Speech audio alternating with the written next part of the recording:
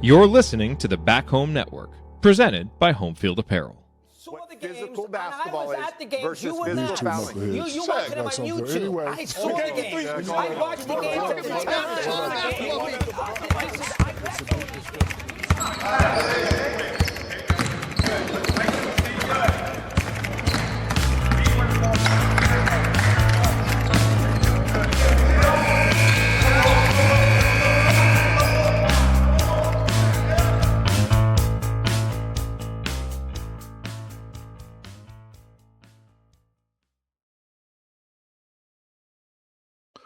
Well, we're here. I'm Bob Moats. Welcome to X's and Joe's, a podcast dedicated to decoding the winning formula in college basketball. And I'm Mike Wiemuth, welcoming you to episode 51. IU wins a football championship. Now what? What does a national title actually buy you going forward? Recorded on the afternoon of Wednesday, January 28th, 2026. So, Robert, has your brain fully adjusted to the idea of IU actually winning a national championship in football, or is it still sort of floating in the realm of the surreal at this point? It's interesting because yes and no. I think in one case I am fully aware and cognizant of the fact that Indiana University is one of the 11 programs that has both a basketball and football national title. Yes. I'm also fully aware that a good friend of mine who I'm talking to right now put out a tweet recently that might, and we may address that a little more in depth. And honestly, no, because I think here's the thing. I think there's a lot to be said for the changed paradigm of the universe in which we live.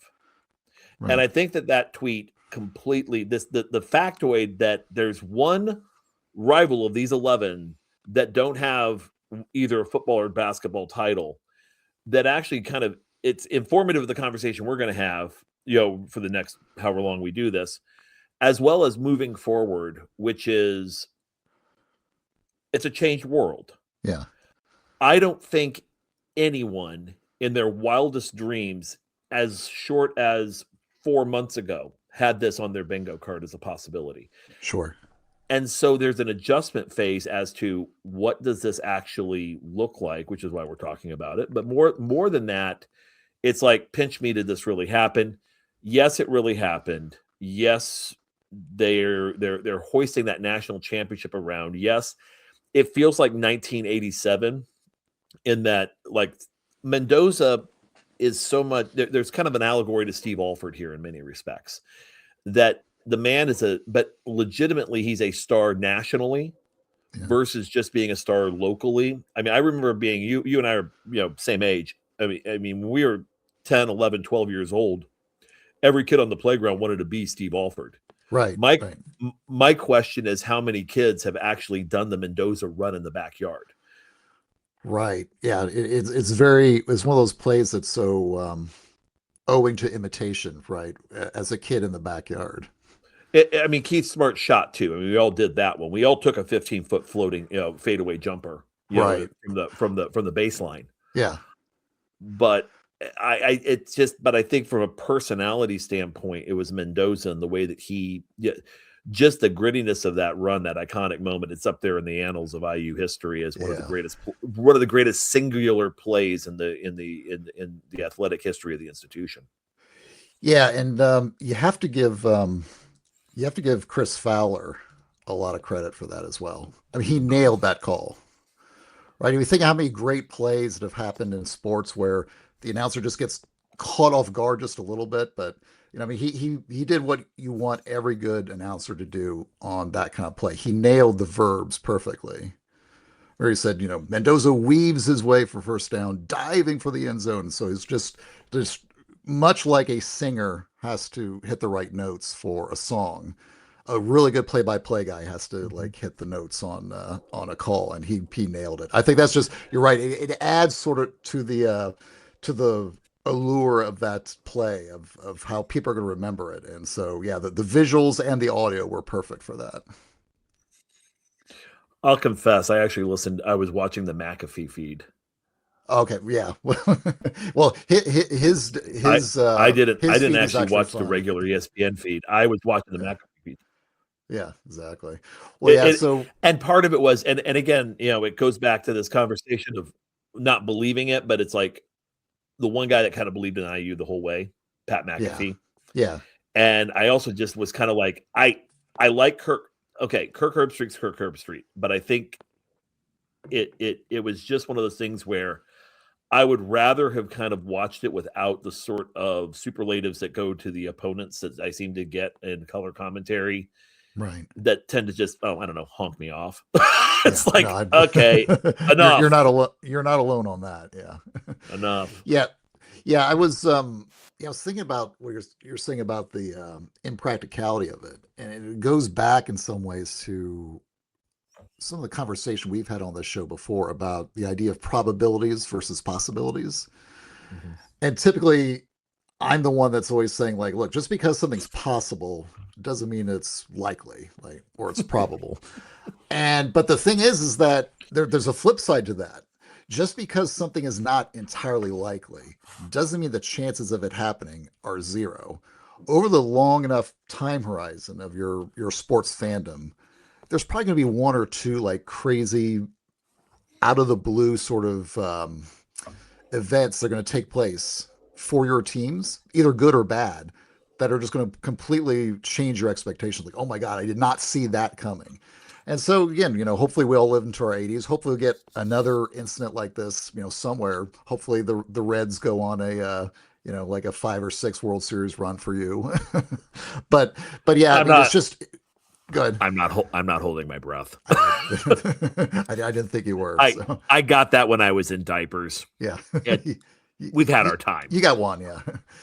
And the funny thing is that, I was just thinking about this and watching like Galen and Scott do Crimson Cast. And by the way, everyone should watch all the last few Crimson Cast shows because they've been excellent, sort of dissecting and looking back on the season and looking back on the championship run. So definitely check those out, especially. But I was thinking about sort of just the feeling of the fan base. And the weird thing is, at some point there's a law of diminishing returns on the dopamine hits that you get from your team winning it all. I mean, from the Mendoza touchdown run or the sharp interception, all those things we'll be remembering. Seeing those clips, let's say 10, 15 years from now, I mean, they'll still have the same happy but customary spike in joy you get from, let's say, the replay of the Keith Smart shot. But it won't be quite the same as the moment it happened, right? So there's just kind of like this, this tapering off that kind of happens with your emotions. But the real joy will be in the memory of what you did in the moment and who you're with when it happened, right? Were you at the game? Were you at Nick's? Were you at Assembly Hall? Did you high five your pal? Did you hug your wife or husband or kids? I mean, that's the stuff that will never lose its flavor. And for most fans, the good thing is that will last for the rest of your lives. Agreed. And I think that this was one thing that we have to appreciate about the last really 2 months. Very few things even in a microcosm of the state of Indiana, unify. And by state, I mean, I have Purdue fans saying, well, I really hope you guys win this. And it's like, well, thank you. I appreciate that. And boy, would it be great if we actually got an IU national football and a Purdue national basketball. And you're almost in this weird sort of, conundrum. Yeah. No, I don't. But yeah, that would be nice. Go away. Yeah. But the whole thing that it just kind of captured the imagination of the state of Indiana. And really in the IU community, and it's been kind of, again, like I said, you're right about listening to Galen and Scott in particular really go through the psychology of what we've all gone through as IU football fans in varying degrees. Yeah, there was a lot of pent up energy, and that energy was not exhausted, but was just exploded out over the last 2 months. Going through, I would even say going back to the Penn State game. When all of a sudden it's like, this is for real. It can happen. Right. And then just ticking off win after win after win. But there is this, the law of diminishing returns is an interesting one too, because I think that there's also, as and you were sitting over here, actually Greg was sitting where you were sitting when I showed you the Bennett he didn't stop the clock routine. Yeah. Like I've shown Bennett the smart shot enough times, and every time he sees it, he goes, he didn't stop the clock. He didn't stop the clock. And it's like, because I'm just basically saying this is bad announcing what it sounds like. Because it's like in the moment, like almost the Billy Packer thing in 87 was almost the antithesis of what Chris Fowler did, which was, you know, it was almost like he's literally sitting there, you know, the key takeaway was not Jim Boeheim stopping the clock. The key takeaway was Keith Smart hitting the shot. The key takeaway on the Mendoza touchdown wasn't that it was probably the gutsiest call, I would say, that you can think of in a national title game. Yeah. Oh, yeah. And in the last few years, definitely. Yeah. I mean, you talk, and I guess he stole it from, like, saw Notre Dame did it to him earlier in the season. So that was, you know, somebody picked that one up, showed that one. It's like, that's really interesting to kind of see that, okay, we're just going to ram this right at him. And Mendoza just willed himself into the end zone. There's more to it, but that's the narrative coming out of it. Yeah. Can't wait till they build the bronze North Korean sized statue out in front of Memorial Stadium of Mendoza crossing the goal line. Yep. If other fan bases think we got a lot out of the watch shot, you ain't seen nothing yet. Oh, yeah. If you've been to Boston, they have the great Bobby Orr statue of after he scores the championship, I guess, winning goal. I guess it was like 1969, 1970. Where he's literally diving like horizontal. And so I think it's going to look something like that once it gets built, because I can't imagine they're not going to have something to commemorate that moment. Right. I think we're going to see that. I think we're going to see that. Yeah. So last night, Kurt Signetti shows up at Assembly Hall. You know, they had the big thing right before Snowmageddon 2026 hit, where they did the thing at Memorial Stadium, and there were the usual idiots on Twitter who tried to, well, look what I use it. Yeah, clearly they're excited. Yeah, clearly we're all under, like, I don't know, orange travel warnings here in 3 hours to red travel warnings in 3 hours. It's also 5 degrees out. Yeah. The fact that you got that many people in Bloomington that showed up. And then last night, Signetti goes out there again before he goes on field to 68 and has said he had the debate with himself of, do I go out here and say what I said before about Purdue?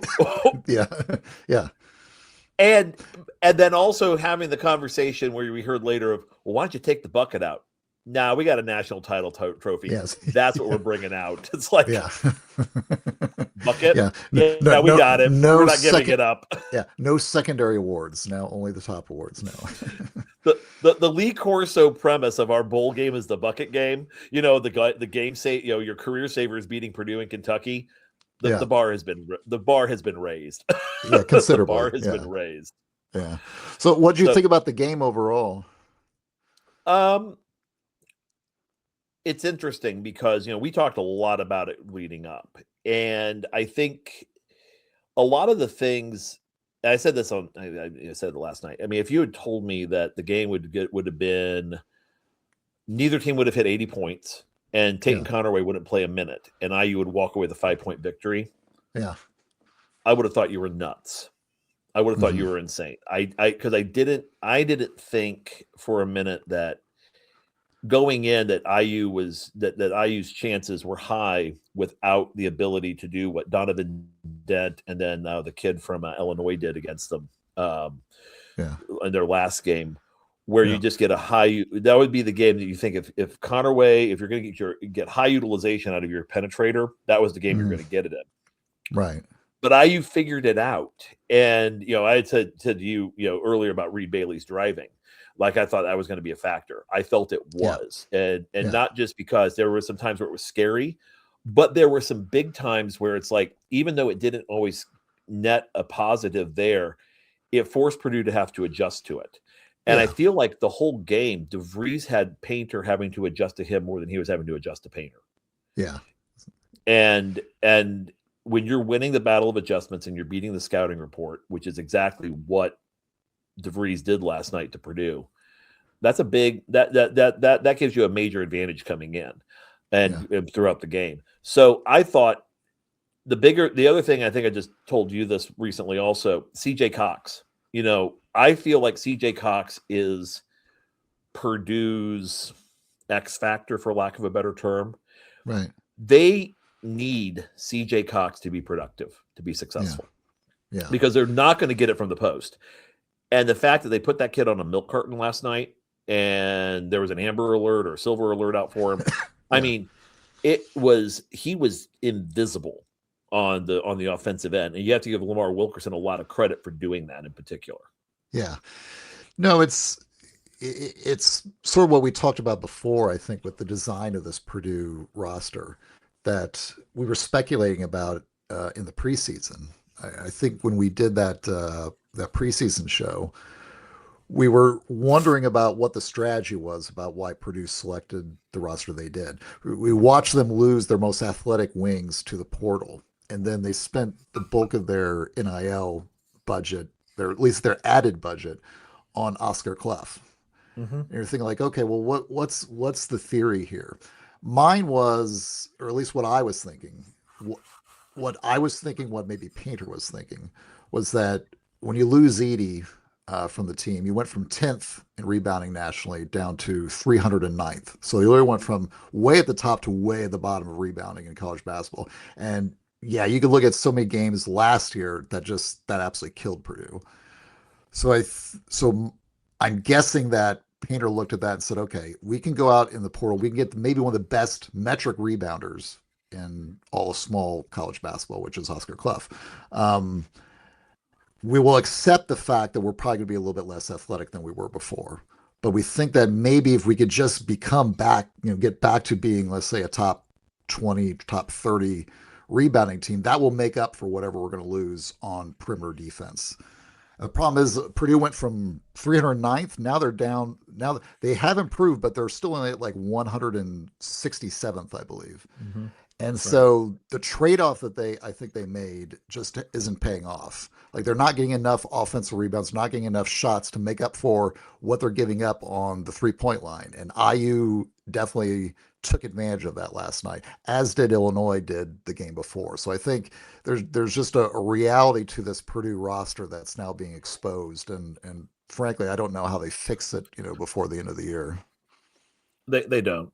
We talked about it also. This is a limited ceiling team and a defined floor. That's a high floor, low ceiling type of team. Yeah. But I think you hit the nail on the head with the rebounding. I think that a lot of it was Painter when he could have gone another direction with athleticism in the four. Because I think we talked about this a lot. Where losing First and Heidi and they lost First to graduation. Heidi's now down in Texas, but losing the two of them in particular was crippling for them in a way, because now what you've done is you basically have taken the most. Trey Kaufman-Renn had an advantage against most centers because he was more athletic than they were. He was quicker than they were, and he could actually get past them. Now those kids like Tucker DeVries can guard him. And Tucker DeVries is when we were looking at recruiting Trey Kaufman-Renn, the type of player Tucker DeVries is now was the type of player we were thinking Trey Kaufman-Renn was going to evolve into. Yeah. Yeah. A guy that could operate outside of the lane effectively. A north-south moving perimeter big. Yeah. Because that's what Trey Kaufman said he wanted to be. And Matt Painter turned him into Zach Edey Jr. Or, he's effective on the short rolls, but you took that away for the first 3 quarters of the game. Certainly he was effective in empty side stuff. Of course he was going to be until IU switched it. Fine. You want to try and get it over Connor Enright? Good luck. And Reed Bailey can actually hold Braden Smith in position and prevent the pass. Yeah. And all the while they're not tagging off of CJ Cox. So all of these dominoes, I think you're right. He's already schemed out of this as best he can. And the only thing that could have saved them last night was had their post play taken 2 levels up, and they would have scored, if they had pumped the ball to the post 25% of the time and scored 30 points out of there, you don't win that game if you're IU. Yeah. But he wasn't able to do it because he doesn't have Zach Edey, or for that matter, Isaac Haas, or that matter, Trevion Williams. Oscar Clough at Washington, everyone looked at South Dakota State. Yeah, but look at what he did at Washington State, and look what happened to him when he played. Right. And I believe it was whoever he played. I think it was Drake. They did a number. Tucker DeVries did a number on him when it was Drake, Washington State, in that, because Washington State, I believe, lost their or came close to losing. I can't remember if they lost or came close to losing that first round against Darren DeVries' Drake team. Yeah. Tucker DeVries, when he switched on to Oscar Clough, just neutralized him, completely neutralized him. Yeah. Yeah, Clough, unfortunately, I think for Purdue, he's becoming the liability on the defensive end that a lot of good coaches are now targeting. You saw UCLA did that. You saw Illinois and Underwood did that. I think DeVries did that as well at times. So it's just, now you're just kind of caught in this dilemma. It's like, all right, now we just have to go back to being small ball. We're basically the same team we were last year. And that's what he was trying to avoid, except now you don't have Heidi and those other guys like you did last year. So it's a weird sort of trap that they seem to be caught in right now. You're forcing Jack Benter to grow up. You're forcing Jack Benter. And I would say Indiana. I think Nick Dorn has shown something the last couple games in particular. He can definitely space the floor. Connor Enright, I think we've said before, we needed to see more out of him, more productivity out of him, more of a willingness to shoot the basketball. He definitely did that last night. I mean, IU's first hit shot of the second half and the last hit shot they had in the game were the last field goal they had in the game were Connor Enright shooting it. Yeah. I think that Tucker DeVries is kind of going into a flow where he doesn't have to score 30 points or 25 points to be effective. That's been a key component. And I think the more that this happens, the more that pressure gets taken off Lamar Wilkerson. There's a lot that can be kind of looked at here and thought, man, this team could have a pretty good February, good enough to kind of get back to what we thought, closer to what their ceiling is versus where they are now, which is about 30 Ken Palm 22 in Torvik. Yeah. And maybe just get a few more slots up into that. I wouldn't say top 20, but I would say definitely in that 20 to 25 range, which is where I kind of thought they'd be. Yep. No, that's definitely possible. And luckily it's good you're having this turnaround now, because you definitely need to start adding a few wins on your resume to get you into the tournament. And last night was definitely a good start to that. So right. Yeah. And it's highly possible that before this thing drops, we'll be doing another one of these with an IU recruit coming in. I was watching Trevor. Yeah. I was watching Manhurt's video last night after the game. Yeah. I just look at that. Manhurt's just committed. Apparently. He just committed. Yeah. So stay tuned. I guess we'll be doing a live show on Manhurt's, maybe even before this one comes out. So we'll see. That's what I'm thinking. What we should do is we should immediately go to breaking news and put out the notification. We're going to pause this episode to bring our Manhurt's video out. Yeah, exactly. Yeah. Oh man. Stay tuned. That's awesome. Yeah. Stay tuned. Yeah. Oh man. So should we talk about our sponsor? We should, because they've got a whole lot of new merchandise drop, don't they? Yeah, I was noting, just with all the championship merch that's now popping up on Home Field Apparel, probably the number one thing I've seen is the bomber jacket. That's what everyone's talking about. The IU 2025 National Championship bomber jacket. And remember, just a few weeks ago, we were bragging about the bomber jacket they dropped for the Rose Bowl, but now you have the National Championship bomber jacket dropped right on top of that. And so, yeah, I was talking with someone else that I think by month's end, IU fans will have more bomber jackets than the 100th bomber wing combined.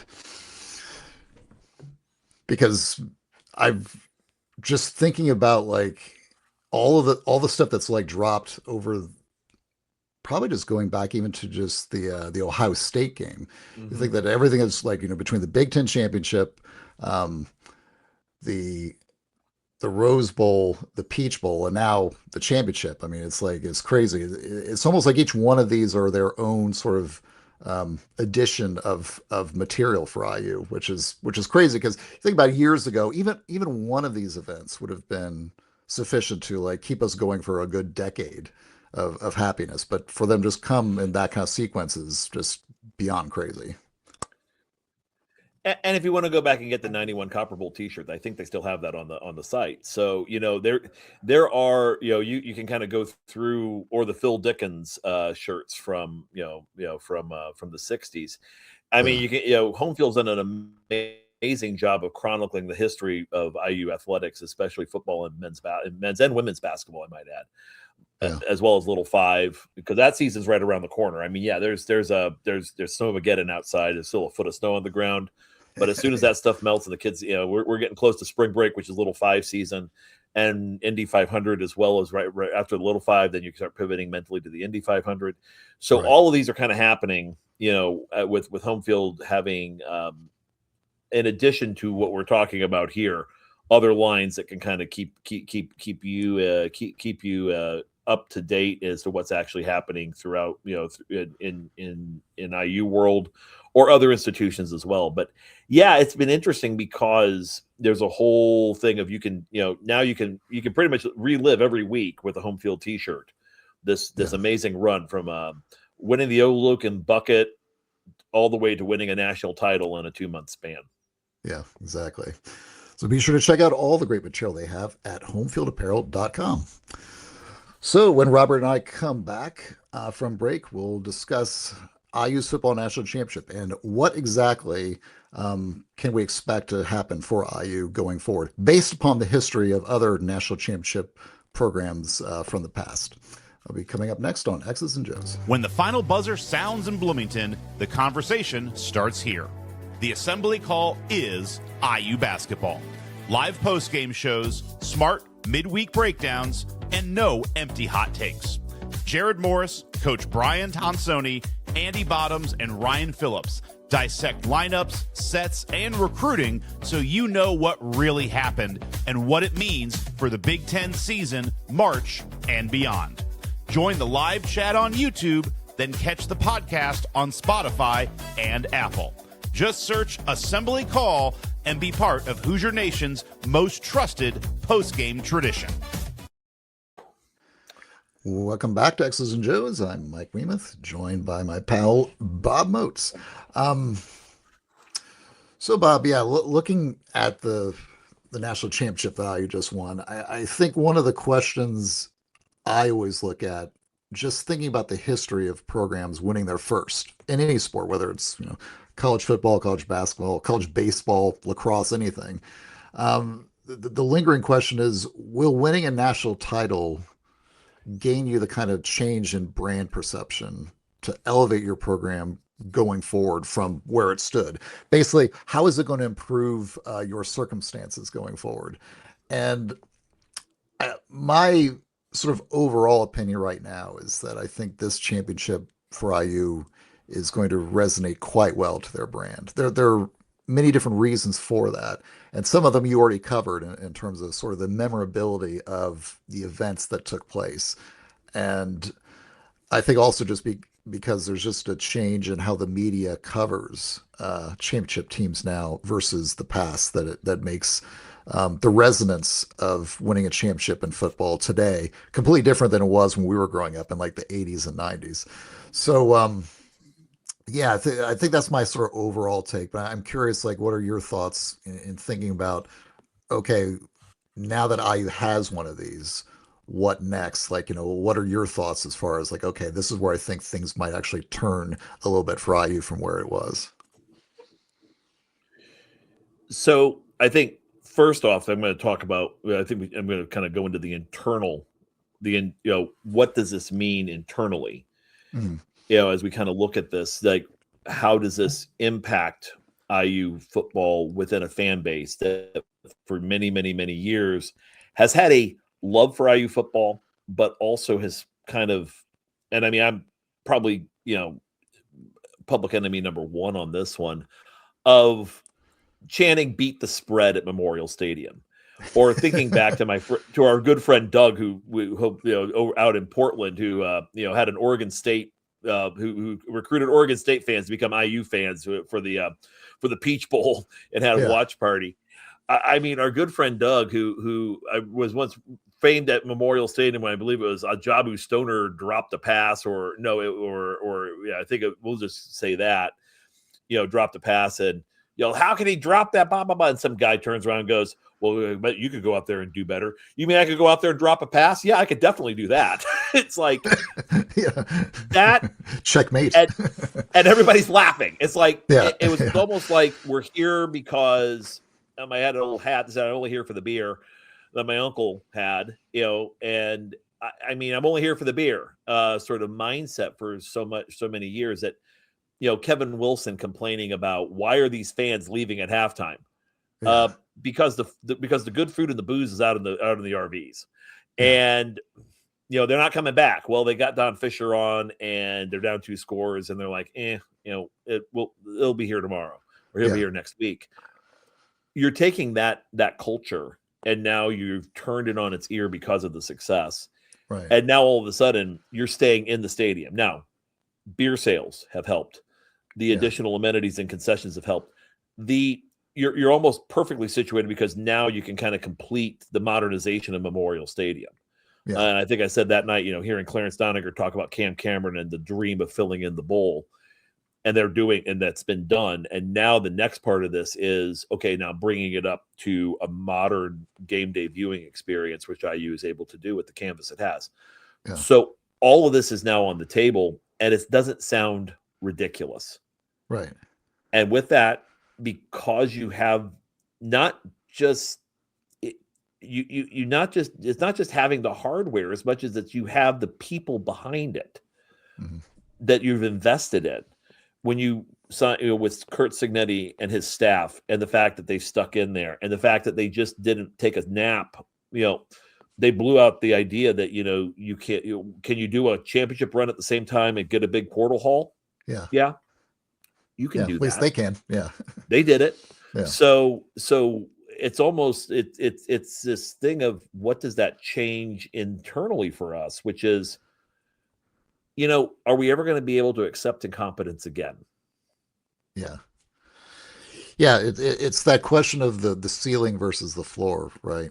And I've always noted to people that ask about national championships that winning a title, it doesn't really change your ceiling per se, because once you win a championship, it proves that you didn't have a ceiling in the first place, right? But the floor definitely can change, because you're right. Once you give any fan base of any size the appetite for winning a championship, by winning a championship, suddenly people are going to be a little bit less accepting of mediocrity, let's say. There's going to be much more of a program focus on, okay, being 4-8 is just not cool, and we're just not going to allow that, or getting outspent by sort of mid-tier Big Ten teams is no longer be acceptable. So that's I think one of those sort of enduring sort of I guess internal dynamics, like what you're talking about, definitely does begin to sort of take hold with the fan base, but also with the administration, since their interests are usually interlocked anyway. And I'm thinking about like the internal dynamics I think are very interesting. I'm always interested in just how things are sort of seen at almost at a national level, like as a media product. And one thing I've been saying, that the reason I think this championship will probably resonate pretty well in ways that maybe it didn't happen in the past is because right now, to win a national championship in football, you have to go through a 3-game tournament to win it all. And typically, and what we saw in the numbers in terms of the viewership, those are the 3 most watched games of the whole year in terms of the calendar. So it's almost impossible now to win a championship sort of on the down low. I was looking through some past national championship winners, like first-time winners, and thinking about, let's say, like some of the ones actually have been forgotten. And even when I bring it up with people who are like our age, they totally forgot that certain teams won a championship. Do you remember in 1990 that Georgia Tech won the national championship, a share of it? Yeah, they because they had it was a weird one because it wasn't a split. Like they won the coaches and another group won the AP. Washington, yeah, it was something like that. Or Colorado and Georgia Tech split that year. And I think Georgia Tech they were undefeated, but they had a tie. And that was a big. I think they tied Virginia that year, and that's why it got split. UPI versus AP. But the funny thing is that so few people actually watch that Georgia Tech team play because some of their games were on like, the local ACC, regional network. I think I watched that team play once, maybe twice, and they were just the plain old, 3:30, mid-October game. And it was not sort of like that national attention that was coming on them. So I think that's something that's sort of different about today versus the past, when a national championship just has so much more value in terms of your brand compared to the past, because this tournament is and the coverage that it draws completely changes the dynamics of what you can actually get out of a championship now. It's definitive. Mm-hmm. Gone are the days where Chris Ditto Hail Mary to cut the lead to 6. I was at that game, by the way. I think we both were. And yeah. I think we stayed till the very bitter end. I don't think we were there together. No, I was with my brother Jay, but yeah, it was. And yeah, I was there. Really I think cold. It was really cold. And by the time that Ditto Hail Mary happened, everybody was pretty much the student section. It was like me and my friend and whoever else was there. Yeah. Like you can count on one hand the number of us that stuck it out. Yeah. But that still, I think that was Penn State's last national title and resulted in them having a split. Yeah. Michigan having a split with Nebraska. I mean, so you have the conversation of, boy, wouldn't it be nice if we could just settle this on the field? Yeah. And now we have a format that allows that. For all the critique of the CFP, what you now have is you have a definitive national champion. And there's no doubt that Indiana University at 16-0 is the national champion because they won the last game. And there isn't 3 last games that could potentially influence voting. And it's also not like figure skating where you have now you have an objective criteria versus subjective criteria where you have the East German judges sitting in the Southeastern Conference, writing for the Atlanta Journal, the Atlanta newspaper, who were going, well, we just know Georgia would have done it had they had the chance. But they beat the Sugar Bowl and they beat up on Oklahoma State in the Sugar Bowl, and we'll never know it. But we know it down here. You can hear that cadence, and it's just not. For me, it's like now I think it does add to that value because, it was basically winning it's winning the Super Bowl. Yeah, and you also think about the impact that social media now has, and just the idea of like followership on TikTok, YouTube, and all that. I think that this IU run has probably been the most popular and well followed team in recent memory to win it all in terms of, let's say, like the memorable moments. Think about like the Cooper catch at Penn State, the Mendoza 4th down touchdown, Pons pick 6 start the game versus Oregon. The IU crowd takeovers at the Rose Bowl, Peach Bowl, and literally at Miami's home stadium. Mm-hmm. The Signetti staring memes have been going crazy the last week, right? And just the number of media hits. You think about like 60 Minutes, Good Morning America, CBS Sunday Morning, Jimmy Fallon. I mean, this is truly probably the most viral championship run that we've seen in modern college revenue sports. Just given, again, how sort of drawn that the national media attention has come on this team based upon sort of the characters on this team, like literally having a guy like Signetti as the coach and a guy like Mendoza, like seemingly almost like opposites in some ways, but still able to lead this team to to the promised land. It's almost like, as others have said, this probably might be the subject of a movie at some point, and it wouldn't surprise me at all if that did happen. D'Angelo Pond's father. We're going to miss that guy. Oh, yeah.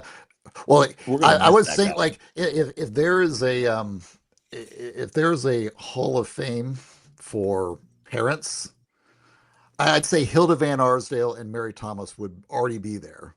They'd be there. But I think Elza Mendoza and Angela Pons would be right behind them in terms of the next class, because you're right. We are going to miss them because it's Mr. Pons has been a fascinating follow on Twitter. Let's just say that. pulling the belt out at the end and just popping it. And I mean, and big shout out to just the IU Twitter community and the way that they've responded in so many ways. The Norton videos are just amazing content. I think I posted one and said, this is like David Lean, except it may be better because I have yet to see a Ryan's daughter out of him. Yeah. And there's not been a flop of any of these that he's put out. Yeah. And it's really just for a 21st century chronicling of this run from start to now. Yeah. You have 2 years of these that in an entertaining way can really just highlight the dominance. Yeah. For lack of but you take that and you kind of look at what even the national voices are saying. Feinbaum has finally he gave the concession speech, Yeah. I mean, Bob Shrum used to write those for Democrats all the time. Well, it's like Ted Kennedy at the 80 convention. The fight continues and the dream shall never die. Okay, fine, move on. But it's kind of that with Feinbaum. Well, it's just pretty clear that the Big Ten has bested us once again, but we will rise. But one day we will continue the to South will rise again. The Southeastern Conference if we get our stuff together. The South will rise again, and it's like, okay, well, the Crypt Keeper has spoken. But I look at this whole world that has been turned upside down from a national standpoint, discussing not just IU but the Big Ten. And I think what makes this different is there's something I want. Of the 11 teams that have a basketball and a football, here's what we don't have on that list of 11. We don't have a true blue blood basketball program until Indiana hit it. You can make a case for UCLA has a Natty, right? In football. What's that? Yes. Does UCLA have a national? Okay. But UCLA is a little odd. We'll just can I just use that as the thing? It's that national for them is not as definitive, is what I'm trying to say. It's not as right. So you take but you don't see Kansas, Kentucky, or North Carolina on this. With this. For them, it's still an Alamo Bowl win is their big moment.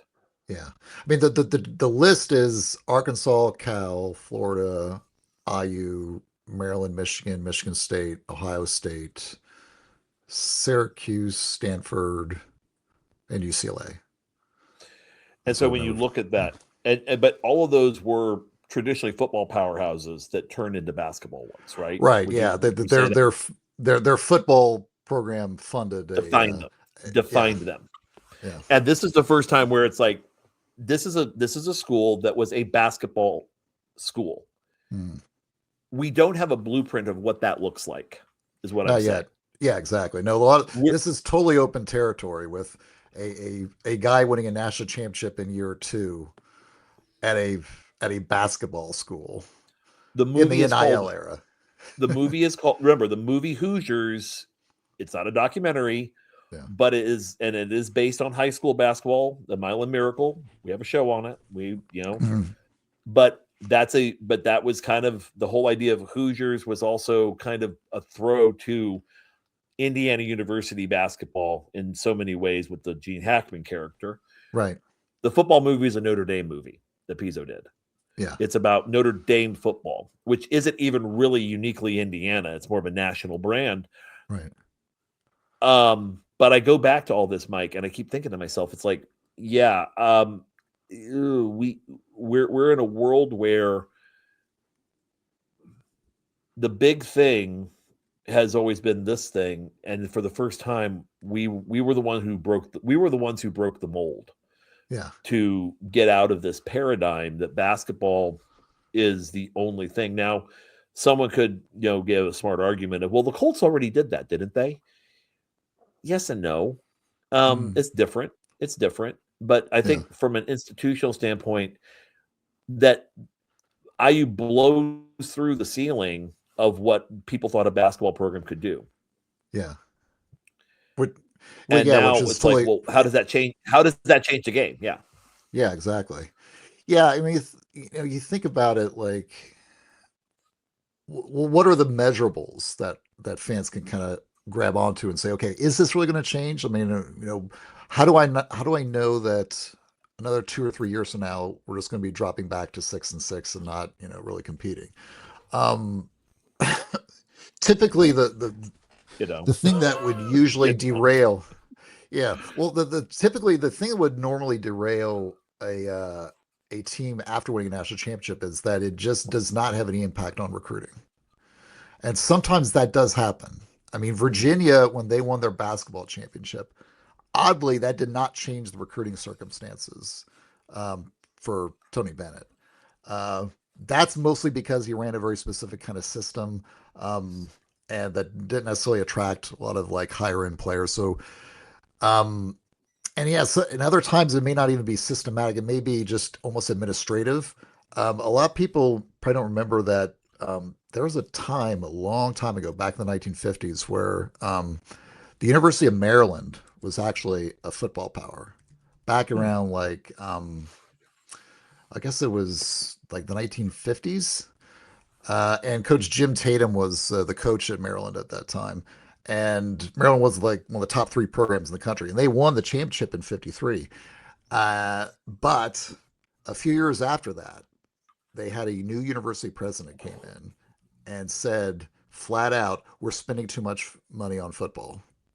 And they redirected the funds. And Maryland went into basically a 30-year hibernation in football because of it. And so that's another thing that can happen to programs is just there's something that happens within the school itself that completely just pushes the train off the tracks in terms of their momentum. Luckily, it seems that IU doesn't have those problems. I mean, they have the number 3 portal class right now. Their access to high school recruits is completely changing in terms of the number of 4- and 5-star kids, which is its own conversation going forward about, okay, now you actually can get these elite high school kids. What ratio do you want now, given that you have won a championship mostly with more experienced players, but now you have access to the kids that Ohio State and Georgia and other elite teams have kind of like feasted on for a while. And so that's like another dynamic to kind of like think about, okay, this will continue ongoing. And so yeah, I mean, that's the positive. That's the one measurable positive thing I can say for IU fans is that it's never an assumed fact that a team will always get a bump in recruiting after winning a championship. I mean, it happens generally most of the time, but it's not a guarantee. And I will say the one thing that probably is, if you look at the recruiting as just sort of like an immediate to near term advantage, probably the best long term advantage that I think IU has gained and that maybe people aren't talking about enough is what happened with the fan base. Mm-hmm. I can tell you, going years back, that one of the reasons that IU had trouble attracting coaches, whether it's head coaches and assistants, was that IU football was just a dead program to go to in terms of just the environment. Don't go to IU. Even if you get up to like 7, 8, 9 wins, they're not going to show up. Even if you win there, those people will not get engaged. So you take that fact of what that was the perception of IU like many years ago. And now you look into the actual present where IU took over the Rose Bowl against Alabama in terms of the fan distribution, took over the Peach Bowl against Oregon with their fans, and then actually took over at Miami's home stadium. And the thing is, like, every elite coach that, let's say, will be on the market, let's say 5, 10, 15 years from now, they're all probably assistant coaches right now. They all saw that. And now in their heads, they know, okay, if I go to IU, they actually do have the fan support. This is actually a place that, if you do get things, rolling in a pretty good direction, yeah, they're going to show up. And so now, again, what was one of the biggest negatives that was held against IU has now been flipped to one of its biggest positives. And we're both 50. We're both dads. We also have friends of ours whose kids, my kid is younger considerably, but we have a lot of friends whose their kids are going through the college process. Think about us as dads seeing this, and our kid says, "I'd like to go to Indiana," and even if you're in state, out of state, doesn't matter.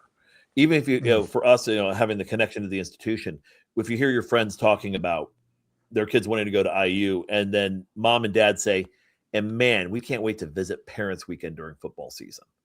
Right. Never on the table. It's where the Maryland issue, when you talk about Maryland kind of saying we're spending too much on football. Yeah. Yeah, maybe. Yeah. But here's the big thing. You're trying to support a campus community of 45,000 students. Yeah. And you need those undergrads coming in, especially with what they're calling the enrollment cliff showing up. So not to get too far in the weeds and in the business of academia and higher ed, but now all of a sudden you're like, this place is cool. And kids seeing other kids singing Fernando at the top of the upstairs pub at 2:00 in the morning. And you and I experiencing what we experienced in the Bluebird, where they're singing Living on a Prayer at a college bar, and these kids are bonding, and it's bonding with mom and dad, bonding with, where you're bonding intergenerationally in some of these types of situations. Yeah.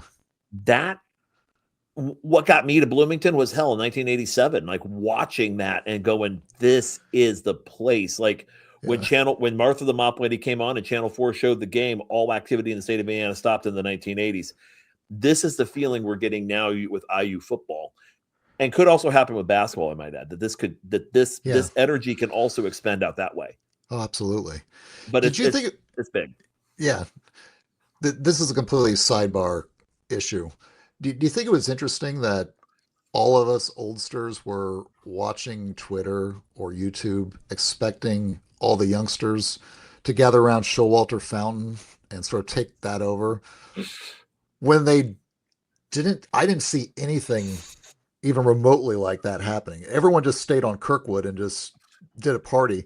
And I'm thinking, well, that actually makes a lot more sense. It does. Like all the bars were there. Like, why would you go all the way through campus, go through the sample gates, and like wind your way past Woodburn Hall and end up at the fountain? It's like, okay, now we're completely isolated from any access to transportation. Galen has said this to us, and we were early on when we were bemoaning the loss of the Irish Lion and then Cafe Pizzeria and the questions about, well, where the upstairs is now the hot campus bar, because we always knew upstairs is a place to kind of chill, and now it's amazing what they've done. The great thing about IU, and the great thing, it's true about a lot of places, but Bloomington, it always just feels different, is the evolution. And the fact that Kirkwood has turned, what they've done is they've physically, over 2 generations of students, moved the center of campus from the auditorium to the sample gates. Yeah. Right. And now you feel it. It's bleeding into the community all the way down to basically, Walnut. Yeah. That the campus is extended to that area. Yeah. Where kids are living is different. Where kids are coming from is different. They're just wired differently too. But it's something that I'm kind of seeing, that it's like, it was interesting to me that the genesis, or the kind of the hub of it all. It was like that in 2002, I might add, also when IU went to the Final Four and went to the final game. Yeah. Yeah. That Kirkwood became the place where everybody wanted to be. In no small part because I think it's been kind of a move by the institution to, create an expanded center and create a new heart of campus. And you got smart people sitting in facilities. I know that much. Exactly. It's working. Yeah, totally. So when we come back, we will talk more about the implications, not just for Indiana, but for IU's rivals, Purdue, Notre Dame, and the rest of the Big Ten. Coming up next on X's and Joe's. Hoosier Nation, are you tired of the same old takes? Say hello to Crimson Cast, the podcast that actually knows IU sports. Hosted by Galen Clavio and Scott Caulfield, they serve up sharp analysis, real talk, and just enough sarcasm to keep things interesting. Game previews? Check. Instant reactions? Double check. History lessons that make even our losses worth remembering? You bet. So whether you're tailgating at Memorial Stadium, pacing around Assembly Hall, or just avoiding Purdue fans, Crimson Cast has you covered. Search Crimson Cast on Spotify, Apple Podcasts, and YouTube, and join the conversation today. Welcome back to X's and Joe's. I'm Bob Moats with my good friend Mike Wiemuth, and after we just talked about national championship implications for IU, now we kind of want to delve a little bit into rivals. And it's interesting, you mentioned for the first time I think in my life I heard that Notre Dame is a rival of Indiana University, where it used to always feel like we were more co-collaborators in some respects against our friends at Purdue. Yeah. But they've definitely taken a different tack on this, haven't they? Like, all of a sudden they're like, wait a minute, you got too good too fast. What's wrong here? Yeah. Well, I think Notre Dame is sort of like unique in that IU really hasn't had a lot of interaction with them, specifically in football. I think we just had the tournament game last year in the first round of the college football playoff where IU played at South Bend. The prior game where IU played them was way back in 1990, a game in South Bend where I actually attended. I remember that game. Yeah. And so you have almost a 30 plus year interval between head-to-head interactions. So it'd be hard to call it like really a true rivalry in a sense. I think the sense of what the impact is for Notre Dame is maybe more, probably symbolic in a way, just because you live in this state and you see yourself as, let's say, the football school of the state. And Notre Dame, if you interact with any Notre Dame fans, I mean, they sort of cherish that 1988 championship team, the Tony Rice team that beat Miami in the great Catholics versus convicts matchup, and then beats Major Harrison, West Virginia, in the Fiesta Bowl for the title. Right. That was like that's the team that that they've sort of been chasing for the last few decades, and so I think seeing IU win a championship before they did just completely took them by surprise, and also just kind of makes the anxiety around Notre Dame getting back to a championship all that much more pronounced. Like, oh my God, IU could do this? How the hell could that? How could we have let this happen at Notre Dame with all of our resources and all of our national branding that we have always had over IU? So I think that their anxiety, I think, is sort of like unique compared to, let's say, in Purdue's, where it's much more of a definite experienced head-to-head matchup. So, like, looking at Notre Dame, like, one of the problems that you saw when Charlie Weiss got in there, among others, as they were going through their litany of coaches before where they are now, for Freeman, it was interesting hearing the coaches coming in saying, we're behind at Notre Dame in areas of player amenities. We're behind in Notre Dame in the area of, and eventually NIL became part of the conversation, or their ability on the transfer portal, or being able to get kids in. Like, the Notre Dame, like, IU had this problem as well, I think, for many years with investment, with student life for athletes. Yeah. That some things had definitely evolved on those fronts. Yeah. And it always felt like IU was playing in facilities a generation or two behind. Mm. They caught up in many respects. They have just enough to be able, they have enough to be able to be competitive in those areas, and were able to quickly pivot to the NIL world. Yeah. Notre Dame still feels like at times that they fully haven't. Right. And that institutionally their donor base and their alumni base and their institutional base are all three simultaneously going, what do you mean a cavalry is no longer useful in modern warfare? Yeah.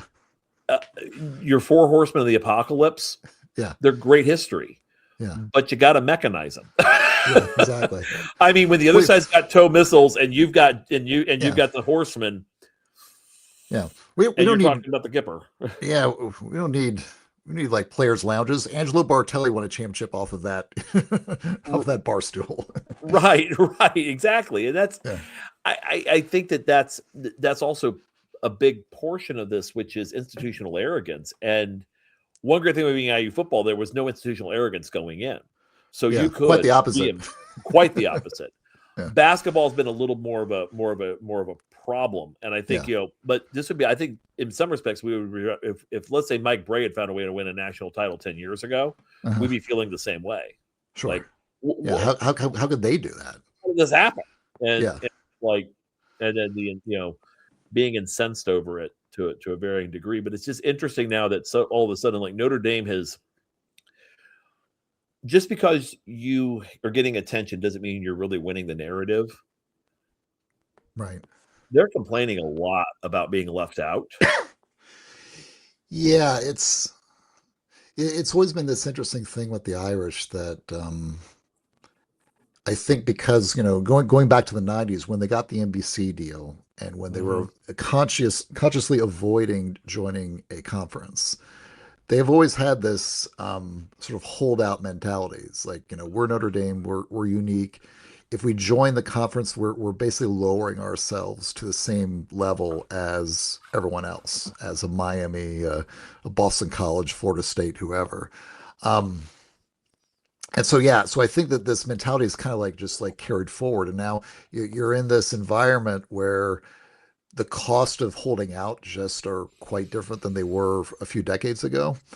And now they're starting to really, in some ways, feel a little bit of a pinch. Like, okay, we may, if there's, with all the conference alignment and all the sort of like contracts that go on with like networks and such, we're still Notre Dame. We have a great brand, but we may have to start making some sacrifices we've never had to consider before. And because the opportunity cost of just like staying still may become too great. Well, and if you're in a world where, okay, there's only so many spaces on a lifeboat or only spots on Rushmore, someone's got to go. Right. Yeah. One thing Notre Dame did, it's really interesting what they just did to themselves, because they've almost set themselves up for failure in a big way by getting the guaranteed 12th spot. You're guaranteed if you're in the top 12. Yeah. Yeah. Now you got to get in the top 12. Right. You've got to find a way to get in there. And all of a sudden, now you have two major conferences with two major deals. The Peacock deal or the NBC deal for Notre Dame is still a financial benefit to Notre Dame. Right. But it isn't to the rest of the ACC. And that probably honks them off. It probably is a bit of a problem. It's also not an advantage to all the other programs that you used to be able to schedule, like Michigan, like USC. Yeah. Because now, what's the incentive for a top tier Big Ten program to play you? Yeah. We don't. Yeah. Yeah. I mean, Purdue plays them. Because of tradition, but they're just no one else has an incentive to add them to the schedule. Purdue pays them to fill Ross-Ade Stadium that day too, Mike. I think. Yeah. Yeah. I think. I mean that, and and that is a traditional rivalry. Same with Michigan State, but rivalries come and go in these types of situations. I mean, you can ask Texas and Texas A&M that question until just recently. Oklahoma, Nebraska, all of that. So I think that for Notre Dame, it's like you may have just signed maybe your own warrant on this, because now you're saying with a schedule that looks like something like your schedule looks more like Georgia Tech now than it does Oklahoma. Yeah. Good luck. Yeah, exactly. Good luck. Yeah. No, it's a dilemma. And again, I think it's, and then sometimes the inactivity just becomes the more, it feels like the more safe option, but over time, sometimes it just keeps slipping into a more sort of dangerous territory. And go back 30 years when Ty Winningham went to a big bowl and got blasted. You're still just as susceptible for that happening as you ever were. Right. Like you go in the playoff and then you just get raced out of the stadium by the fourth place team in the SEC. Yeah. Yeah. They had at home. Yeah. I remember they had that deal when the first bowl, what was it, like the bowl coalition or whatever, in like the mid 90s. And they basically had this sweetheart deal for Notre Dame. It's like, hey, if you win 6 games, we'll automatically put you in a January 1 bowl game. And I think one year they're playing Colorado, and Colorado was like 4th in the country, and Notre Dame was like 6-4, 6-5 or something like that. And Colorado annihilated them. It was like 41 to 18 or something. And so, yeah, it's like, great. We got into a January 1 bowl, and then we got embarrassed on national TV. So, congratulations. Well done. Yeah. And I mean, so I think for Notre Dame, it's been an interesting kind of question, kind of like, why are you doing what you're doing? And, just because you get put on the table doesn't mean you're actually welcome to eat the meal with everybody else. Right. You might, when we say, it's kind of the old book, to serve man wasn't necessarily meaning that they were actually serving man like they were waiters. They were serving man on a platter. Yeah, exactly. Eating Notre Dame might be the same thing. Yeah. So kind of the opposite of Purdue, because I think I'm going to start with Purdue on this. There's been this image in my head. I put this out a couple times on Twitter. You and I have kind of chatted about it a little. 2001: A Space Odyssey. Like, you talk about a movie that a lot of people, it's hard to kind of read in between the lines what's actually happening. Yeah. But the monolith shows up to the apes. Yeah. And you have the apes there, and you think about IU and Purdue as fan bases or football programs are kind of the apes. They've been living kind of in this sort of performative world where they're scared of the dark, read the big programs. Yeah. They haven't been able to command fire yet. They haven't been able to figure out how to use tools. And the monolith gives a segment of the apes, basically the group that's getting tested. Yeah. They're going to learn how to use a bone as a weapon. And the other group of apes is still living life the way they were. Yeah. All of a sudden, like, Signetti is the monolith. Right. Hey, here's a bone. You can smash the skull with it. Yeah. And when the apes got together and they started going, and one of them finally says they're fighting at the watering hole. And whichever one backs down is the one that leaves that leaves the watering hole. One of them says, I'm just going to go ahead and hit you with this. Boom. Yeah. And then the others go, hey, if we hit their biggest ape and knock him down and kill him, we get the watering hole, and then we're going to take all their stuff. Yeah. And all of a sudden, it feels like that's what's happening with Purdue. Like, for years, they could yell, IU sucks. Mm-hmm. Ha ha, look what we're doing. Yeah. And then all of a sudden, IU figures out how to get a club. And it's like, we don't need to say Purdue sucks. We don't need our students to. We didn't storm the court last night. Our students didn't storm the court last night when they beat Purdue. Yeah, that was interesting. Yeah, that was interesting. I mean, I was always been for a good court storm. What the hell? Why not? But it's almost like, yeah, we know we should be beating you. We're done. It's like, and now and when you talk about the little brother complex and all the other stuff, like, it's this whole thing with Purdue, I think, where they're the apes who are still doing the performative. We're going to scare you off just by being loud and crazy. Yeah. And living kind of in a past dynamic, but also the monolith has modernized IU to a point where, okay, here's our war chest for NIL. Here's what we're doing in the areas of working the portal to the maximum effectiveness and efficiency. We're looking at this, we're you're not hearing that sort of thing. You don't hear our players talking about, well, if you're transferring, you're disloyal. Which you heard, I think Trickhoff Moren said that earlier this year. Like, why do we want to deal with all these renegade, all these mercenary types? We're here because we're committed to Purdue, this beautiful campus with a Casio keyboard and a wrap. Yeah, exactly. Yeah, I think the 2001: Space Odyssey definitely is fitting. I was the one I always think about. And this has not necessarily just Purdue and IU, but it's also just any rivalry where a school might have a championship and the other one doesn't. I've always felt national championships kind of a that Studio 54 effect on a fan base. It's like everyone wants to be in the club, right? And no one wants to be out on the street behind the rope line hoping to get in. So once you win a title, you're in the club, right? Like you're off the street, you're now in the party. Now, if you win one, you may not be Alabama. You're not up on the third floor VIP room with snorting rails with Mick Jagger. Bottle service with bottle service, in the rubber room or where Steve Rebell. Right. Yeah, but at least you're in the club, right? You're on the first floor dance floor with Rip Taylor, let's say. So that, but you're inside, and I think that's the hard thing when it comes to like rivalries, is that sense that it doesn't, the number really doesn't matter. Whether you have one championship, 5, 10, that's almost like immaterial. The biggest variance is 0 to 1. And you just see that consistently in fan bases, and it doesn't matter like if you're talking about like pro sports, the same thing. On our rivalry show that we did, let's say like a year or two ago, we're talking about the psychology of fan bases. I was telling you about Philadelphia Eagles fans and what I saw happen to Eagles fans before they won the Super Bowl, and how they interacted with Giants fans and Washington fans and Cowboys fans.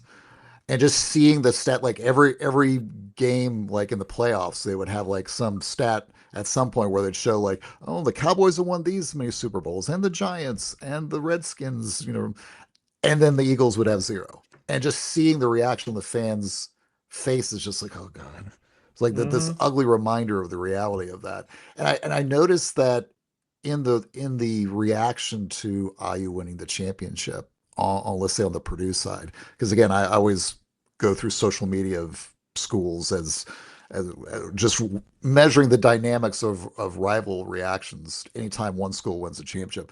I was noticing on the Purdue side there was like 2 consistent themes that were being brought up.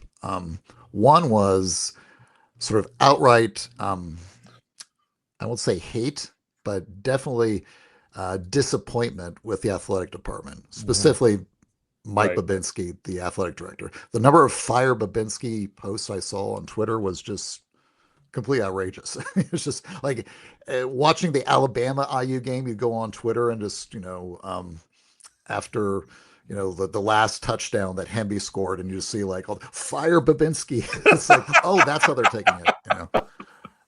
And so there's that. And the second one, and the second most common theme that came up was, and I think you alluded to it before, well, IU wins the championship in football.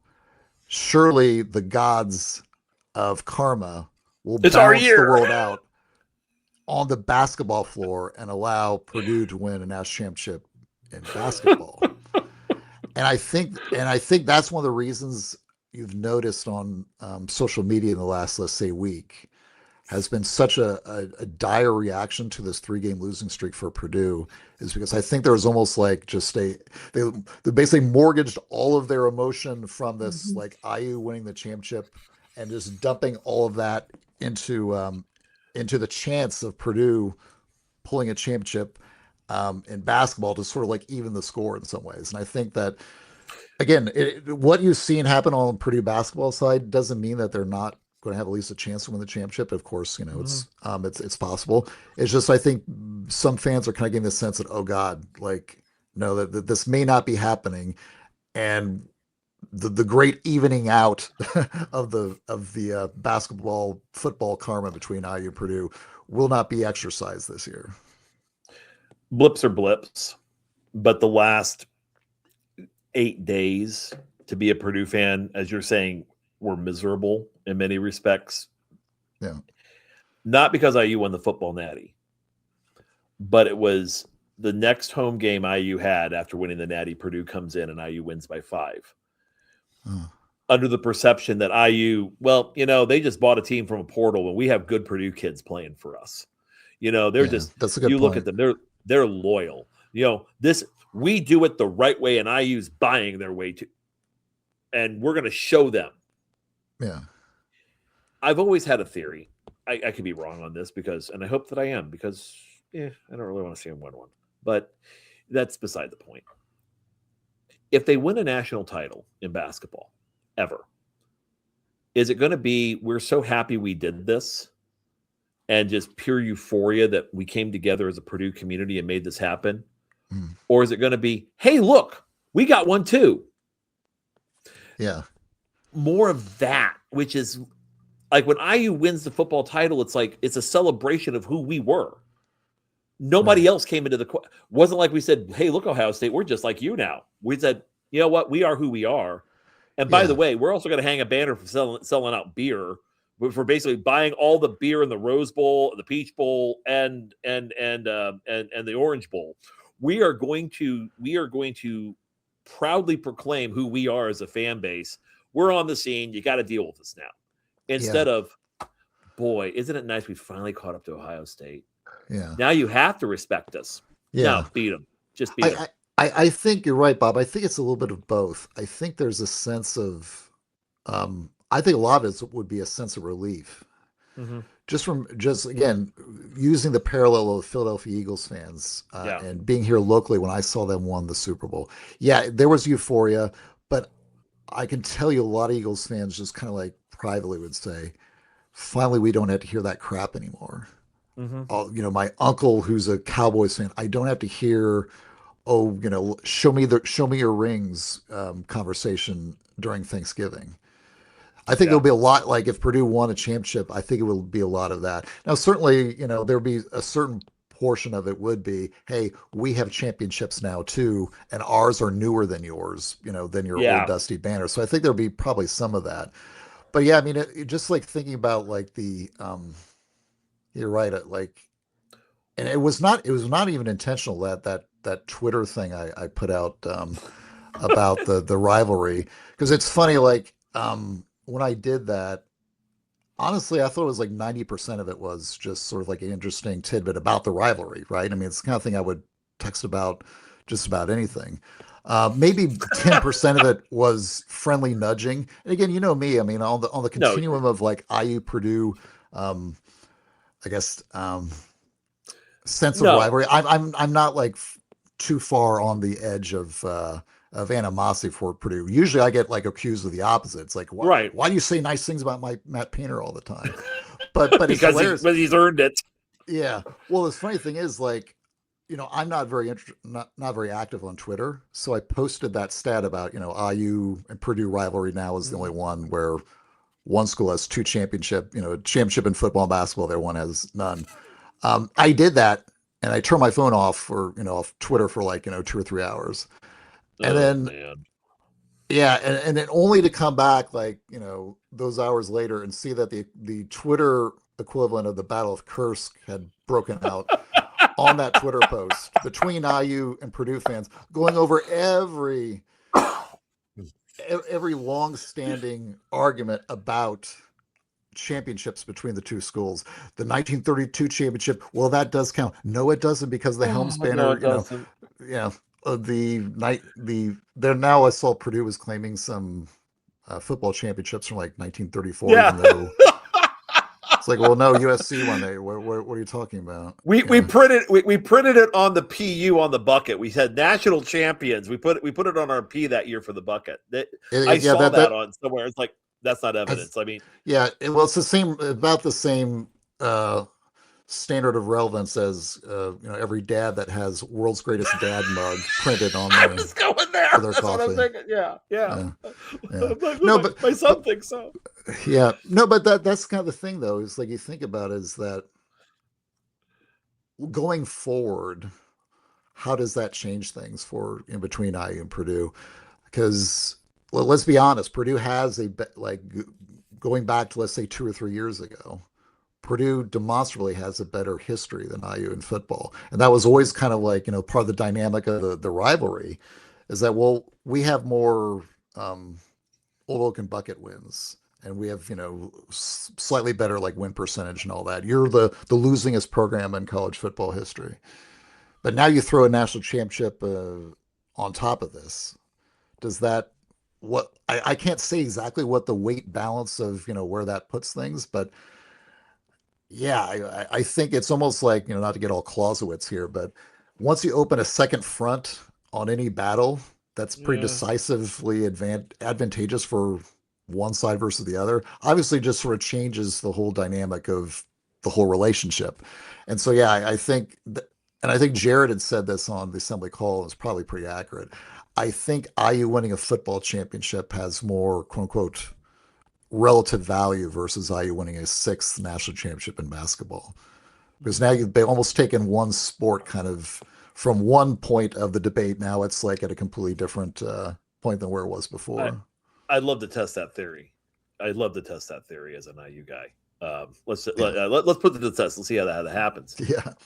But you're right that there. I think we kind of knew when you showed me that data, and right before you put it on Twitter, I think we both had the conversation about, they're going to come at you, and how they're going to come at you. This was kind of a Godfather conversation with, that we were having amongst ourselves as to, where we're like, okay, so Bazzini's going to throw out the helms. yeah.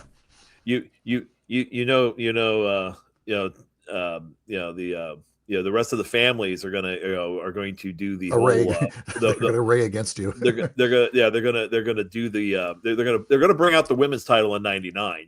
That's coming. Yeah. And so it's like at this point, okay, just lie in wait for them just to show up, and boom, they were there.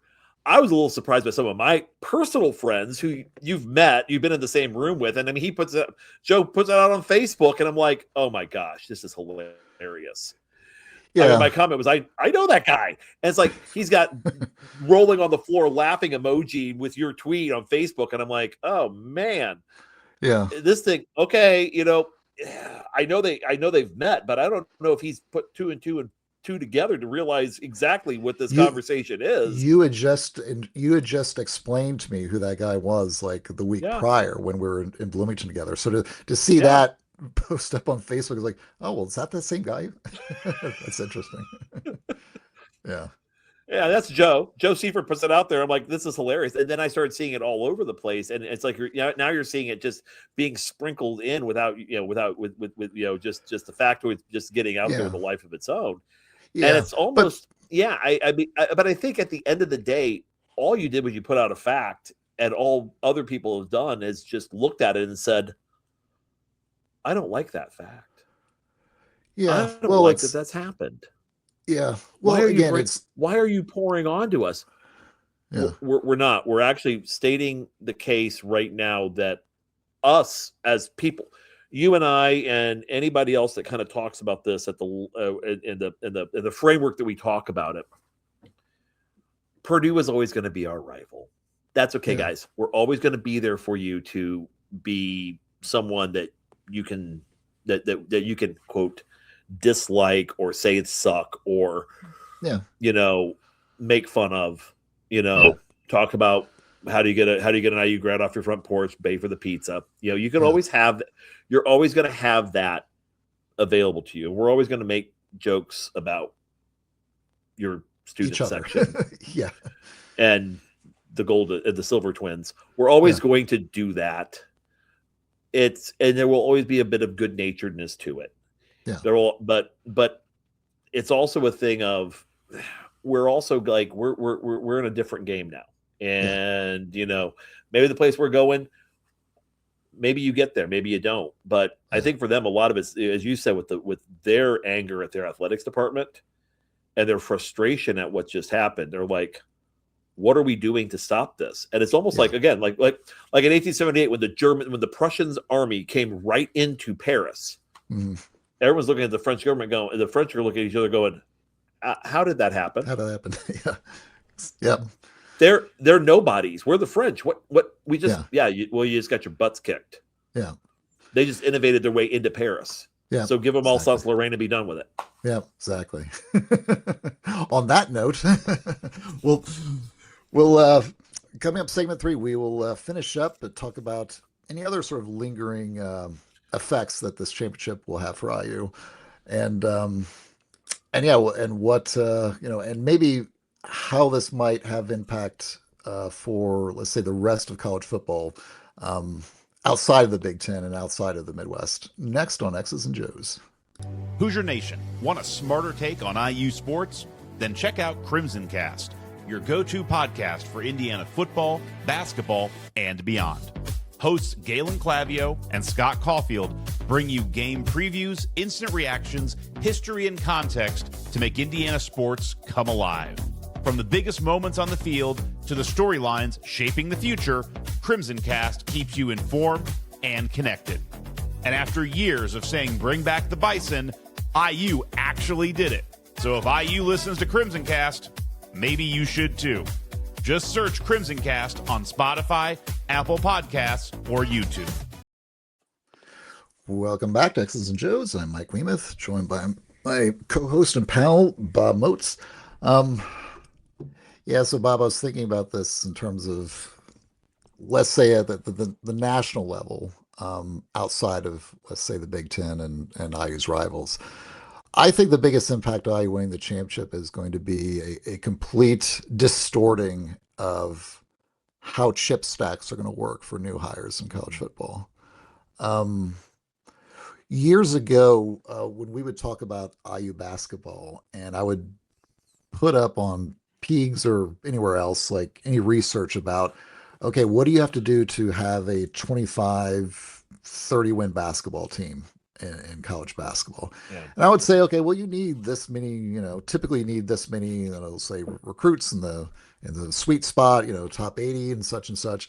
And invariably, somebody at some point in those posts would come back at me and say, "Oh yeah, what about Wisconsin?"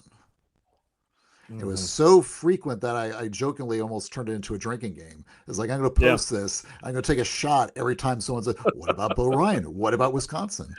And I think you're seeing that same phenomenon pop up on other fan base message boards on 24/7 and On3 in relation to IU and Signetti's success as it relates to their own team's success and their own team's new hire. The number of times that you would see these debates on Virginia Tech and just about any school where there's a little bit of, let's say, stress going on within the fan base about the team's performance, invariably someone would say, look what Signetti is doing at Indiana. Like, how can you say this coach is hitting the mark where at Indiana he's got, one of the historically worst programs in the history of college football, and he's getting them on the glide path towards the championship. I think it's going to be really fascinating to see how schools react to, let's say, the time frame at which they are going to give new coaches in this NIL era. The fact that you have a guy that went out and won a championship in year 2, and also just the demand that fans are going to make to their athletic departments to, quote unquote, go find the next Signetti. Because the one observation I had about Bo Ryan when he was at Wisconsin was the fact that he was the only one that could do that. It is very difficult to have multiple guys operating that are, quote unquote, doing more with less, given that there's just so few opportunities to, let's say, hit the right sort of like recruiting metrics, to formulate, let's say, a strategy that's going to be completely unique unto themselves and to maximize, a let's say a less, let's say, talented team in terms of ratings to win a championship. Because in the time I've ever been like tracking all this stuff, it seems that at most you can only have like 2 guys like that ever operating. I mean, Bo Ryan and Brad Stevens were operating at the same time, but there wasn't like a third guy out there that was doing that. And most times there's maybe one guy that can do it. And there have been times where no one's been doing that, where literally you'll have, like, you look at all the top college football and basketball teams, and no one is doing the, like, getting to the championship level performance through the win with less like framework.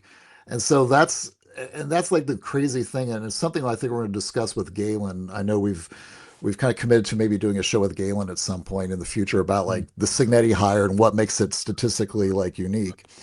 Is that if you just look at the math of what it takes to have a 3-star or lower kid become a first-team All-American, like D'Angelo Pons or Aiden Fisher, each one of those instances is about a 1 in several thousand proposition. If you just do the math of it, there aren't like dozens of Aiden Fishers and D'Angelo Pons out there. Now, every year there's like maybe 2, 3, 4 guys like that at an All-American level that reach that plateau. The thing that's so different about this, in the context of Signetti, is that we've not seen one coach go out there and get multiple guys like that within their own team, over, let's say, like a 2-year period. I mean, it's crazy. If you think about not just about the IU guys, think about the JMU guys, like the all-purpose all-purpose back AP first team All-American this year was that kid Wayne Knight from JMU. Who recruited him? It was Signetti. Again, another one in several thousand proposition kind of recruit that just happens to be recruited by that same coach. So when you see one coach that's out there that is basically draining the pool on all of these like one in several thousand opportunity kind of come from nowhere All-American recruits, that's going to really crowd out the opportunity for other coaches to come in and do exactly the same. But it's going to be very hard to convince a lot of fan bases that, no, there's this one guy that's doing it right now, and it may be difficult for your guy to be the next one to come along and do it. Kenny Anderson, Jerry Rice, go down a litany of individuals. Terry Bradshaw at Louisiana Tech. Yeah. You go down a litany of football's wired a little differently in this regard. Because of the specialization of positions and because of the emphasis as to what works, and how complementary certain elements are to this, to building a skill set on basically you have 25 with 26 if you count the place kick holder, 26 specified positions. You minimally need a roster of 40 that's adept with the depth in order to compete. So you have lots of guys that can kind of develop, and especially with the way that football is with strength and conditioning and the college programs, all of this factors in. Right. It's a little different, and you also have to look at Bo Ryan. Like the problem with the "what about Wisconsin" argument always was, well, it took him. How long did it take him to get to a Final Four? Yeah, over a decade. And he needed more than just what he was bringing in at the early stages to get to that Final Four. Yeah, I mean, he had like Sam Decker was, I think, his best recruit he ever had, and he was on that Final Four team. So, and who was the kid? The one who's the son of the player. Gosh, I can't remember. Hold on, I got the teams up. He had a little bit more skill diversity in those last years than he did earlier in that whole process. It was Nigel Hayes. Travion Jackson is who I'm thinking of. Yeah. Who didn't end up being a whole lot, but you had some guys in there that basically Travion Jackson was able to add an extra dimension when they needed it. Right. Nigel Hayes was able to add an extra dimension when they needed it. This was not the same mover blocker team, pack line team that Dick Bennett had 15 years earlier. Yeah. And the minute those guys left campus, he immediately, I think he coached 6 games the next year and said, "Here, Greg, it's all yours. I'm out." Yeah, exactly. And you're right. That was something. Yeah. Yeah, no, you're right. I think that you can understand the frustration though, as a fan. Yeah. Is because we as fans, we want to think that our guys that we hire are just as adept at, let's say, quote unquote, getting the most out of their teams and their rosters as the other teams have.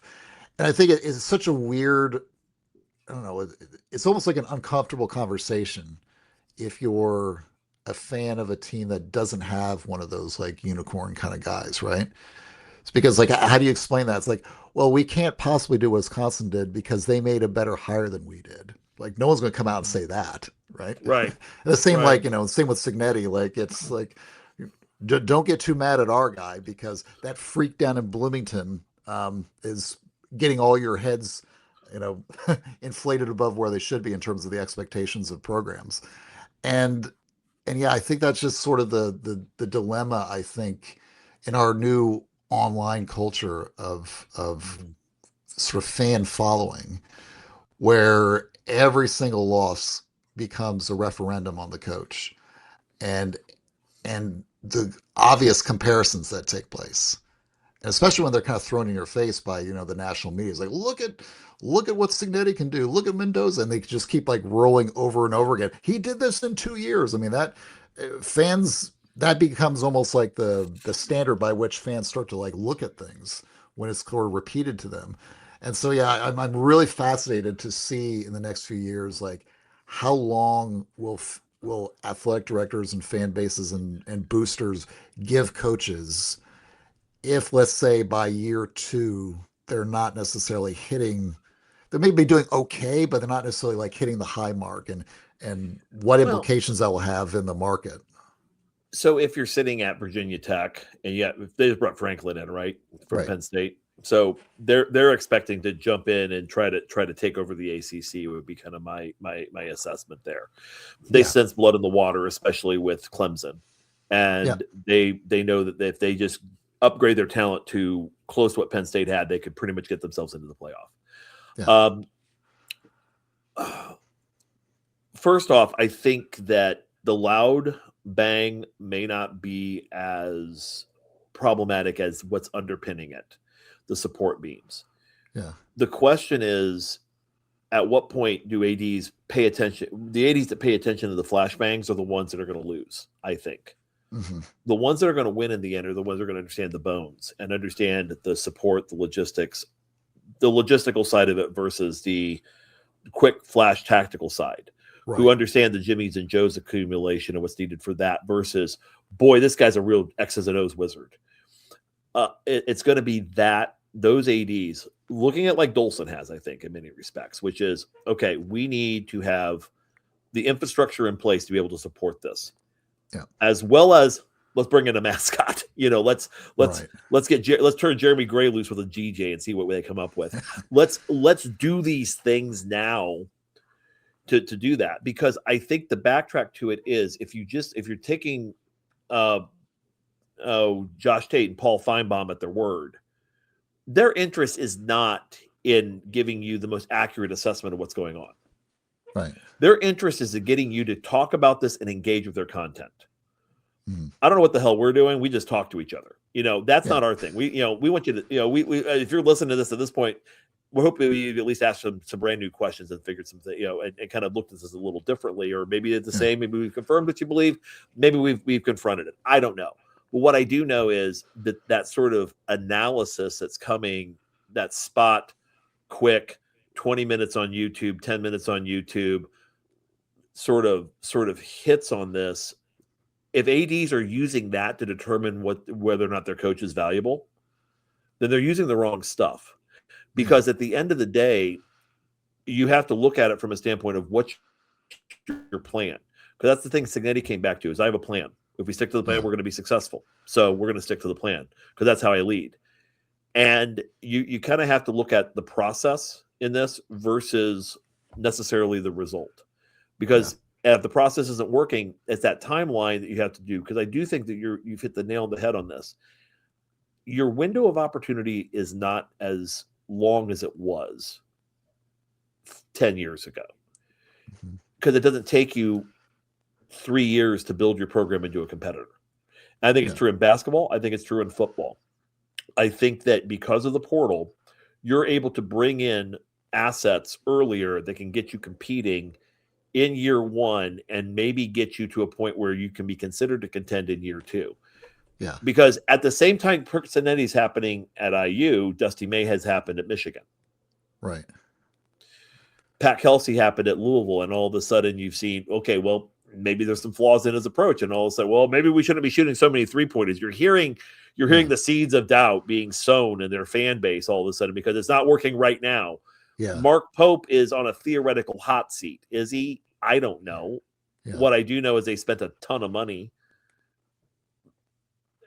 I don't know if that's enough to get him fired after year 2. Yeah. But we're not going to know that until 6 weeks from now. Yeah. But that's in the basketball side of the house. On the football side, what's Nebraska's plan to get back to this? Yeah. What's Alabama going to do? Because Kalen DeBoer's been to a national final, just not at Alabama. Yeah. Exactly. And really in a weird alternative universe, we're talking about IU football head coach Kalen DeBoer. Yeah. Yeah. That is interesting, but yeah, that's absolutely true. There was certainly conversation about that on the message boards. Wouldn't it be great if we could get Coach DeBoer to come back? So let's say let's say that Tom Allen gets the sweetheart deal from Auburn, goes, and then we hire DeBoer, and he gets us to what we thought was our ceiling. Yeah, and we hire him, and we extend him. I mean, that was in play. So I mean, you know, again, you can do a little bit of you can do a little bit of alternative history there. You can kind of do a little bit of that and kind of go into that process. But what it means but now, because that didn't happen, because DeBoer goes to Washington, then ends up getting the fat deal at Bama, yeah, and gets boat raced in the Rose Bowl, and their fans are now asking, why you've destroyed our battle cruisers at Jutland? What just happened? Yeah. Well, your damn ships keep exploding. Yeah. Well, it's because they did, and now you got to figure out why that was. Next time, clean the powder up off your deck. Play cleaner football. Yeah, exactly. Well, Bob, this has been fun. I think so too. I think it's always good to. This is your sweet spot. Well, yeah, this really is. Yeah. Well, yeah. I mean, I think the reason we want to have this conversation is because, as we said, you know, if you go back through sort of the early episodes we've had on X's and Joes, and we like to think that there's some quote unquote educational value into what we're doing here, but that there's some of the sort of research based topics that we've discussed before. We're always kind of looking for opportunities to actually discuss them based upon actual current events. And this IU winning a national championship in football was like a perfect opportunity to talk about rivalries and chip stacks and program momentum and what does the championship get you. So I think it's been fun. And yeah, I think there's gonna be more stuff. We'll probably talk about this in the future. I know we're going to get back to basketball soon, just for people that are kind of waiting patiently for us to get back to the hardwood. But I know we'll probably have at least one more conversation with Galen about the Signetti hire, probably in the next, I don't know, week or two. And then we'll finally get to our coaches show, which we promise when we're going to sit down with Coach Tonsoni and maybe others to discuss Darren DeVries and his offensive strategy. I would say this. I mean, this actually it's informative of what we talk about building a winning program in college basketball, because I think that there's some similarities that IU fans can take from this with what's happening.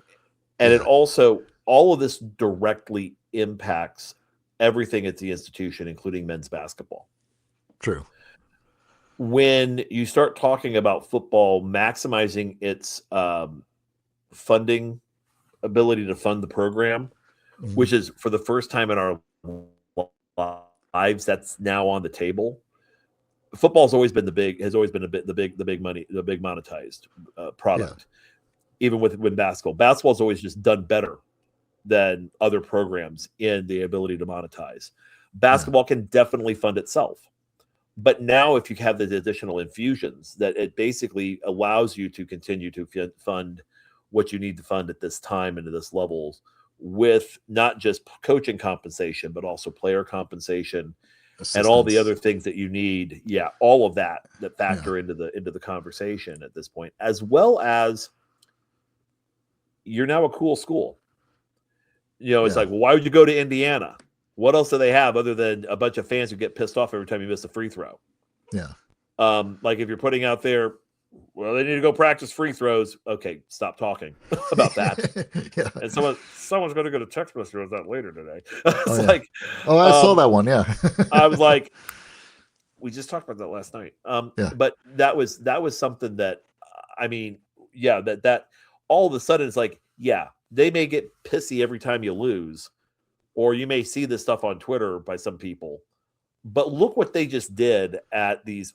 That energy is positive too. And most times, as long as you're playing hard and you're doing what you're supposed to do, it's going to be positive. So that's something to keep in mind for this program. That the reason why I think you and I have kind of talked about this a lot is that at this point, we're also, I'll be honest, from a basketball standpoint, I've got 7 hours, it feels like, of video that I've clipped. Right. And I'm looking forward to that. Well, it's synthesizing this down to about 20. And the other thing is stuff is evolving. And I don't know where to take it in that regard. But I'll put it this way. Whatever they're doing everything they can to try to maximize what they have on the floor. Yeah. I think the same thing is true of Signetti. And I think there's a lot more to be said about that. So yeah, I think we're going to get back to that conversation here very soon. Absolutely. So, yeah. And we'll probably be back on in maybe less than a day. Maybe 24 hours. We'll talk about new recruiting news. So on that note, a special thanks to Bob Thompson for the sound and music here on the show, and John Ringer of ringdesign.com for the logos and look of the show. Yep. And this Endless Conversation was brought to you by the Back Home Network. Be sure to check out all the great BHN content, including Assembly Call, Doing the Work, The Dribble Drive, Big Red Carpet, Sideline Stories, Football Weather, and Crimson Cast on YouTube and at backhomenetwork.com. So until next time, I'm Mike Wiemuth. I'm Bob Moats. Take care, everybody.